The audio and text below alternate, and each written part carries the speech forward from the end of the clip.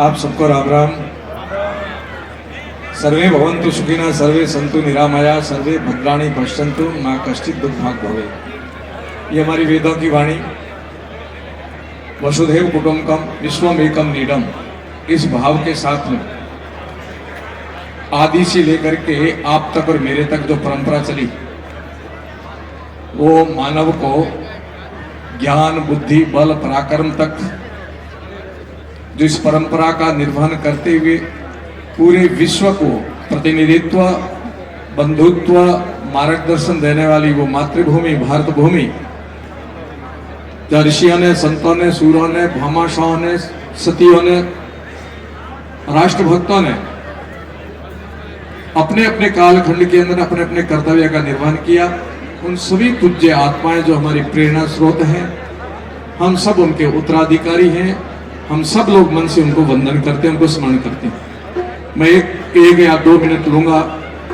हमारे बीच में बहुत ही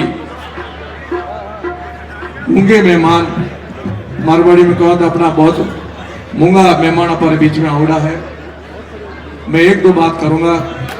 सबसे वयोवृद्ध और सबसे अनुभवी हमारे बीच में है लखावत साहब।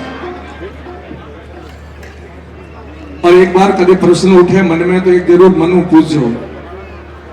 संतों के उन त्रिवेणी संगम में पूज्य मुनि जी महाराज और अभयदास जी महाराज और मैं भी एक संत। मैं आप सबने एक बात कहनी चाहूं कि एक बार मनु प्रश्न कर दो कि आपे कौन हो, आपे हाँ कौन, और मैथिली चरणी रो पंक्तियां याद कर ले जाओ कि हम कौन थे, क्या होगे और होंगे क्या। अभी आओ मिलकर विचारे ये समस्याएं सभी। मनु थे पूछ लिया थे एज प्रश्न के मैं हूं कौन, और मनु एक कर लिया थे हो जो कर लिया कोई समस्या नहीं रहला। यानी वहां अपने कर्तव्य का बोध कर लेना कि मैं कौन हूं,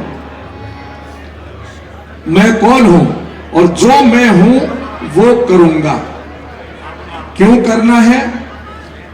क्योंकि जब से मानव पृथ्वी पर आया, मुझे आपको सौभाग्य मिला है कि आदि शंकराचार्य हो चाहे आदि ऋषि हो, उससे लेकर के आप तक की हमारी उज्जवल परंपरा है। उस उज्जवल परंपरा में जितने आप लोग बैठे हो, मैं पिछले कई वक्तव्यों में कह चुका हूं कि आप सबके कोई न कोई राव जी है, और राव जी आपकी वंशावली लेकर के आपके घर में आते और पढ़ते सुनाते हैं, तब आपका इतिहास पूरा सामने आता है कि आप कहां से निकले और कहां तक आप आए हो। आप अपने वंशावली को देखना। उस उज्जवल वंशावली के अंदर कई देवी देवता, कई महापुरुष, कई सतियां, कई सूर्य, कई राष्ट्रभक्त हुए।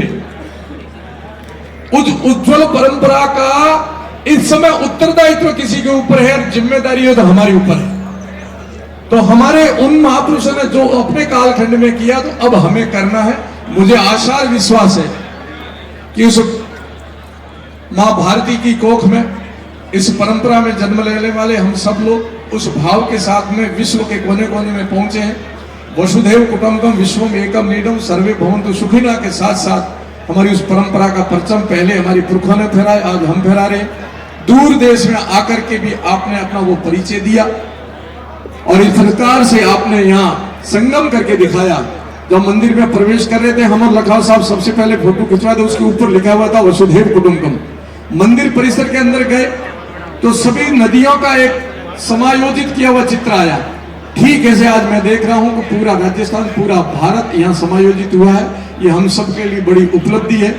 आयोजकों को मैं हृदय से साधुवाद करता हूं, विशेष करके ज्ञान सिंह जी और यहाँ जितने प्रवासी बंधु आए हैं, बहरीन से आए, महाराष्ट्र से आए हैं, जगह जगह से आए हैं। आपका एक बहुत बड़ा परिवार बन गया है, ये कुटुंब बन गया है। ये कुटुंब प्रवासी कुटुंब केवल आप आपके परिवार तक ही नहीं कर रहे हो। जो भारत अब चौथे पायदान पर पहुंचा है ना, उसमें आप प्रवासियों का बहुत बड़ा योगदान है। आपने केवल अर्थतंत्र कमा करके अपने परिवार को मजबूत नहीं किया, अपने भारत को भी मजबूत किया, जहां आपने कर्म भूमि बनाई उस देश को भी मजबूत किया है। इसलिए मैं सभी प्रवासियों को, उद्यमियों को, कर्मयोगियों को हृदय से साधुवाद करता हूं कि ये आपका उज्जवल कदम हम सबके लिए बहुत बड़ा संदेश दे रहा है।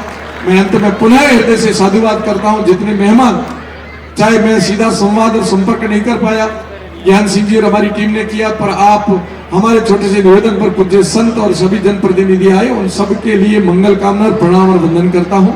और जिन्होंने पर्दे के पीछे रह करके पूर्ण रूप से तन मन धन से यहाँ इस आयोजन को सफल करने में सहयोग किया, उनका भी हृदय से साधुवाद करता हूं। काफी परिश्रम किया है युवा ने इसको सफल करने के अंदर।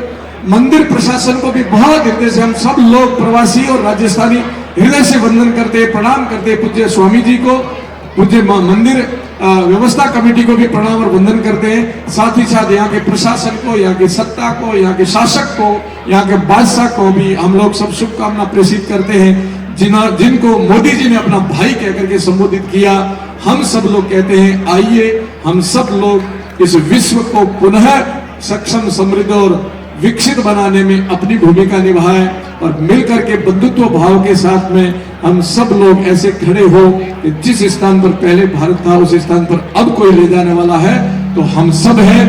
आइए, राजस्थान में भी माननीय मुख्यमंत्री जी भी बहुत ही श्रद्धा और भाव के साथ में अपना आयोजन किया प्रवासी राजस्थानियों का, और आप सब लोगों ने वहां सहभागिता दी। राजस्थान के लिए भी आप कोई कसर नहीं छोड़ते और भारत को भी सक्षम, समृद्ध करने में आप कोई कसर नहीं छोड़ते। पुनः आप सबको हृदय से साधुवाद, मंगल कामना। फिर मिलेंगे, अच्छी जगह मिलेंगे और ज्यादा मिलेंगे। सम गच्छध्वं सम वदध्वं संभो बनांसी जानताम सेवा भागम यथा पूर्वे संधानमुपासते। भारत माता की वंदे। धन्यवाद।